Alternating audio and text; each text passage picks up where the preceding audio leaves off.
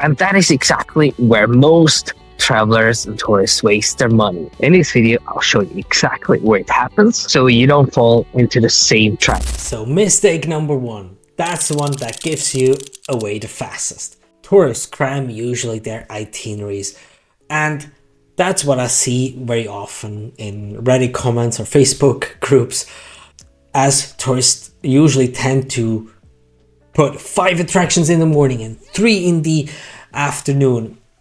And kind of, it feels a bit efficient, I get it, because these are all the things that you find in blog posts and Instagram stories. You get where I'm going to. But here's what's actually going to happen.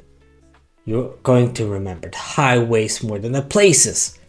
We're rushing from A to B without absorbing anything. And then you have kids with you, and I bet meltdowns are already a certain thing for everybody. So what locals do instead is basically they pick one area for the day, or maybe one for the morning, one for the afternoon. So still anchor activities and leave room for what happens in between.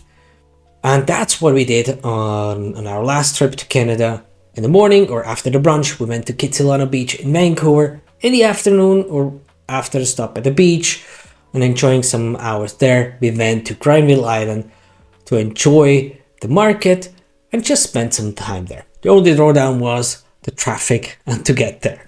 But that's another story. But basically what it turns out is at Granville Island, you run into things you haven't planned for. You maybe find a coffee that is super delicious and the best one in the city. And maybe you find a bakery that you wouldn't come across otherwise. So all these things that will be a big memory in the upcoming years. Like for us, that we stayed at the campground a whole day when we were the first time in Canada.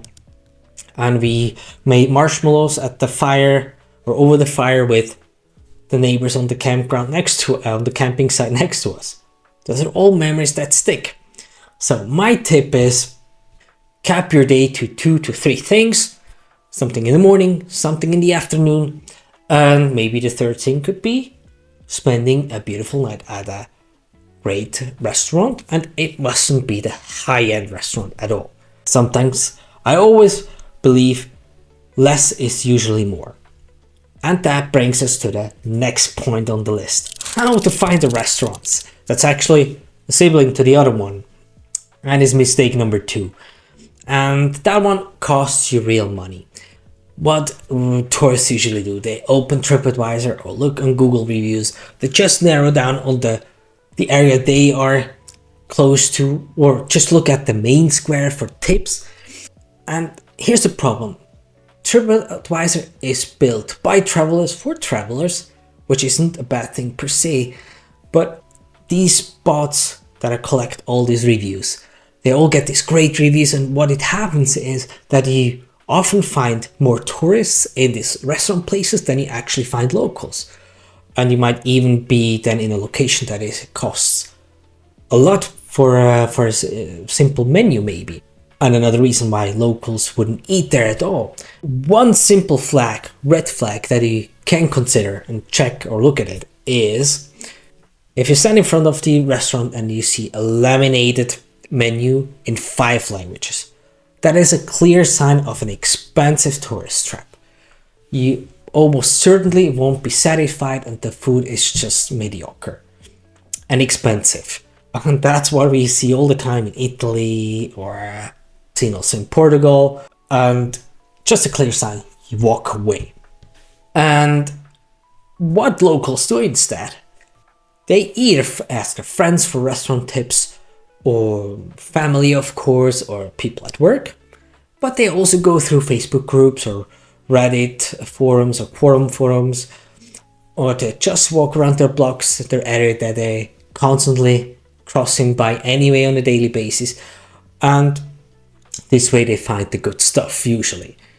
So my tip is, if you want to narrow down the list, go on Google, type in best local restaurants and look for recommendations by Google. Maybe check out Reddit groups or quorum forums maybe for restaurant tips. And also what I found is really helpful, if you stay in a city like Vancouver and you have a rental car, for example, then also look outside of the city core for possible restaurants. You might end up be surprised with awesome or amazing restaurants that are outside the city core, which you don't by accident will pass by. One other possibility that I highly like and had so far a great experience with it is if you open Instagram or Facebook as well and then type in eat and the city you stay in. And you very often end up with great insights and great tips, from food trucks to tiny restaurants or restaurants in an industrial area you wouldn't come across otherwise. And if you want to know more about that, for example, as an idea, you can check out my video about 15 cheap eats that comes afterwards in Vancouver that have followed the same logic to find these restaurants. And usually those are not the expensive restaurants as well, which makes it a great spot for families as well, especially if you have an eye on your budget and don't want to spend too much. Then the third mistake that I come across quite often, and where I have a clear view, but we get to it. So how to get around in the cities. Very often, and we are guilty of it as well, tourists default to hop on and hop off buses and taxis because it feels easy, especially if you haven't done your homework beforehand. It's so comfortable. You just get in onto the bus. You get a map with all the attractions. You get explanations about it. You don't need to do anything. It's just convenient. That's it. But it's also expensive. You easily pay between 30 and 50 bucks a day per person. So between 120 and $200 for a day, that's expensive. Instead, download yourself an app, which is also like a travel guide with a map with the famous places, but you can do it on your own, with your own speed, and with kids, that's a great option. What I would do rather instead to move around is use public transport, use bicycles, or walk. There are great places, or most of the cities in Canada are very walkable, so which is great, especially if you're with kids. But we also learned the hard way that's not always a great thing, especially on long walking days. So we had the whole experience. So we had the campground outside the city, was in Barnaby. So we had to use SkyTrain to get to the city. Then we booked a hop on, hop off bus to get around in the city, to get to places basically. And then we ended up, after a long day of walking, moving around, we ended up in Stanley Park waiting for the bus, but we were all tired. So what we did instead, we booked a taxi. So that cost that comes together. So you hop on bus ticket, the one for the train, plus a taxi. Yeah, that's a waste of money basically. And I decided for myself, never again. And that's what I ended up recommending people if they visit Vancouver, even for 2 or 3 days, to book a rental car. And if you think of renting a car during high season and you want to have a big one, it still will be $60 to $90 during high season. So overall, it is still way cheaper than the whole combination of hop on, hop off bus plus taxi plus train. And the great thing, you have more flexibility. You can still walk around as much as you want and do all the experience on foot, but you still have the flexibility and it is way cheaper. Plus, you can get around not just in the city, but also go outside and explore the outer parts of Vancouver in the metro area, which opens other options and possibilities. So my tip, clearly, as you see, download local transit apps to know when the train departs or buying tickets. Then seriously consider a car, especially if you travel as a family. And definitely this independency is highly underrated usually. And from all people I heard, I gave this insight and told them to book and rent a car. They were all happy and they were grateful that they got this tip to do so. So just a quick one. If you want the exact planning tools and itineraries I use, the link is in the description. It saves you hours. And now back to the tourist mistakes, or how to spot tourists easily. So let's talk about the mistake number 4. Photography versus actually being there. And I get it. I'm totally guilty of that one as well. And if you're on travel, you kind of, if you see all these Instagram videos and pictures and all this great stuff, you kind of think of, oh, I need to document everything, because if I don't do otherwise, if it's not recorded, it's like I haven't been there at all. So no proof, right? Yeah, that's what social media trained us to think. If it's not posted, it didn't happen. But the honest truth here is, when you're behind the camera, and then you're not in the moment, you're actually not experiencing the experience. You're producing content about it, but you're not actually completely there. You're not immersing yourself. That's where the difference comes from what locals do instead, including myself. When I go to work in Zurich, maybe you have this morning mood and this morning atmosphere that is sensational and extremely beautiful. What you do is make a short video, maybe 1 or 2 pictures, and then you move on. And that's it. Just live it. Just enjoy it. And you actually don't want to be at the beach with a selfie stick at sunset. What you want to do instead is to enjoy the view, enjoy the people around you, be there, be in the moment instead.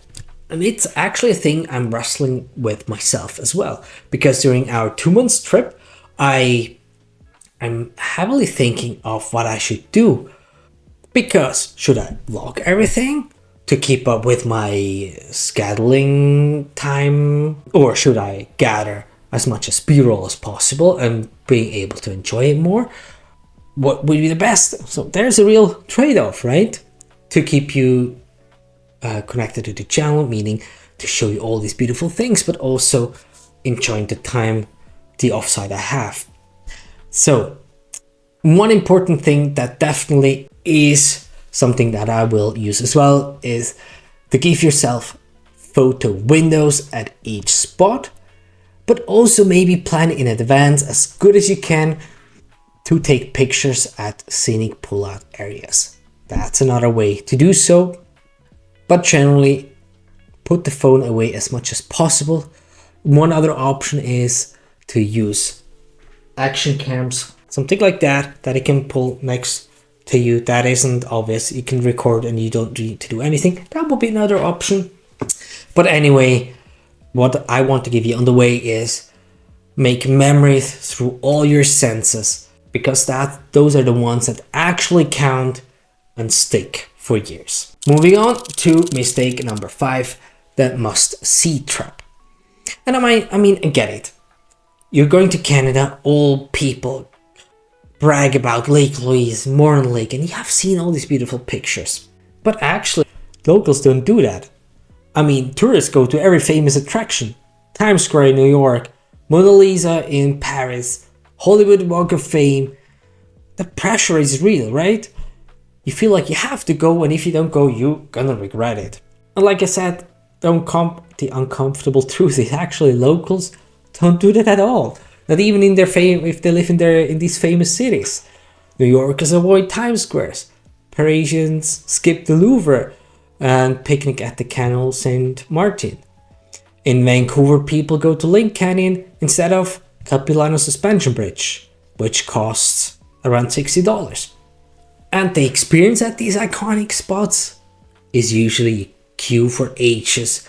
You gotta be 30 seconds there because you don't have more time to enjoy these beautiful spots, and then you move on. That's it. What locals do instead is they look for the alternative. They try to avoid the crowds, going to places where they don't get in contact or could avoid the tourists in a way. Like equally beautiful place, but less crowded and often cheaper. As an example, a famous alternative in the Rockies is the Emerald Lake, which is down below, instead of Lake Louise, which is up here. In Vancouver, it is Lynn Canyon versus the Capilano Suspension Bridge Park. So, what I want you to do is, before your trip, actively search for alternatives. Look in Reddit groups or a quorum, and check Facebook groups for comments or ask in these groups as well. You could also use AI to do some research for you. Type in, find lesser known places or alternatives for Lake Louise, Morin Lake with less crowds. But if you use AI, always keep in mind to verify the results. That's important and crucial, because we all know sometimes the outcome of AI isn't always true. So we always have to take it with a pinch of salt. Hope I said it correctly. But anyway, overall, we have 5 mistakes and we also have 5 upgrades. And it all comes down to one thing. It is experience the trip the way locals would do. Fewer crowds, more depth, and better memories. So if this was useful for you, then check out the link in the description below with my full planning kit and the itinerary, a sample itinerary, and also the My Trip link where I have some predefined itineraries for Western Canada.